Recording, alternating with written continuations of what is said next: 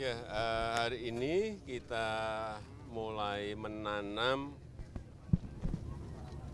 seperti di daerah-daerah yang lain. Setelah panen tidak diberi jeda karena masih ada air banyak, segera ditanam. Dan yang saya senang di sini memakai pupuk organik yang dilakukan oleh Serikat Petani Indonesia. Sudah 3 tahun di sini. 3 tahun, berapa hektar total? 1.000 hektar. Kurang lebih 1.000 hektar. Semuanya organik dan biaya untuk pupuknya yang biasanya per hektar bisa sampai 5 sampai 6 juta per hektar, di sini hanya antara 100 sampai 500 ribu per hektar. Ini yang saya kira kalau bisa dikembangkan di daerah yang lain seperti yang dilakukan oleh Serikat Petani Indonesia, ini akan banyak mengurangi kos yang harus dikeluarkan petani dan tidak ketergantungan kepada pupuk-pupuk kimia. Tergantung pada industri pupuk kimia, tergantung pada import bahan baku dari pupuk-pupuk kimia yang sekarang ini terjadi.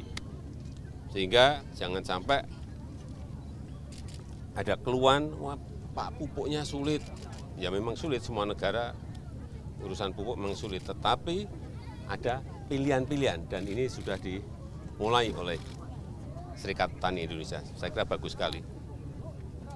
Dan hasilnya juga di awal memang agak turun dikit, tapi setelah itu meningkat malahan. Ini yang bagus. Yang kedua juga memperbaiki lingkungan. Ekosistem yang ada di sini menjadi tumbuh kembali. Cacing-cacing mulai banyak, belut mulai banyak, katak mulai banyak. Ini akan mulai lagi. Ekologinya akan terperbaiki kembali. Dorongan untuk Kementan, Pak, terkait pupuk organik seperti apa nantinya? Ya ini tadi saya sudah merintahkan ke Mentan untuk dikembangkan di provinsi lain, bukan hanya di Jawa Timur, tapi di provinsi lain, di kabupaten yang lain. Tetapi problemnya memang petani harus memiliki paling tidak satu keluarga itu 2 ekor sapi. Nah di sini sudah, di daerah yang lain ini nanti tugasnya Kementan untuk mencukupi itu, sehingga bisa dipakai untuk membuat pupuk organik. Ya. Dan yang saya senang juga harga gabah di petani dibanding tahun yang lalu jauh lebih baik pada hari ini, sehingga petani mestinya senang. Pak Hendri, betul? Ya Pak. Sekarang berapa? Sini 57 Pak, 58. Harga gabah petani 5.700, tinggi sekali. Tahun yang lalu kurang lebih 4.000, 4.200. Ya. Pak, terkait penolakan Woodbase di Bali itu untuk tim Israel itu gimana? Penolakan terkait dengan penolakan tim Israel datang ke Woodbase. Saya belum dapat laporan. Ya. Gubernur Bali kan Pak. Saya belum dapat laporan. Rencana beras impor 2 juta itu progresnya seperti apa, Pak? Apa? 2 juta ton rencana beras impor. Itu untuk cadangan Bulog, karena kemungkinan akan ada yang namanya El Nino, kering panjang, sehingga Bulog, Badan Pangan mempersiapkan diri dengan memperkuat cadangan berasnya.